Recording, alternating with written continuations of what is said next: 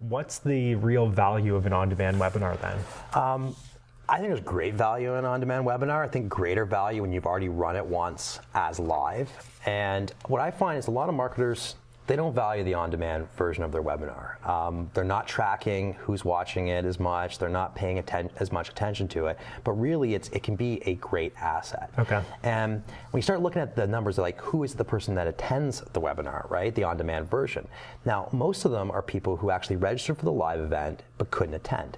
Something came up, boss came into their office, and now they've missed the webinar. Sure. So when they're reminded that it's available on demand, they will in fact go back and view it. That's about 43% of your on-demand viewing audience. Wow. Then you've got new people. So as long as you market the on-demand, you will attract more viewers that will come out to it. So you have a new audience that wasn't around the week you ran the live, maybe wasn't that interested. You've hit them again with the message, and they're like, okay, I'll go and I'll check that out. And a surprising statistic is 13% of your on-demand audience are actually people who watched the live, found it interesting, and wanted to come back and check out some of the content again. So they'll really come back and view it again. So there's definitely value in leveraging that on-demand recording then. I think so, for sure. Do you have any tips for us in making better use of the on-demand? Yeah, I mean, first of all, remember to promote it. You do the live event, and now it's done. You get the recording. You want to go back out after those people who registered and didn't view, or people who just didn't opt in the first time. So that's really important.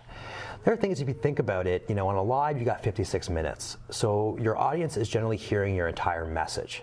But at 29 minutes, that means they're missing something. Sure. And I assure you, they're not logging into the first 29 minutes only. Right. They're jumping around in that archive, and they're trying to figure out what tidbits are important to them.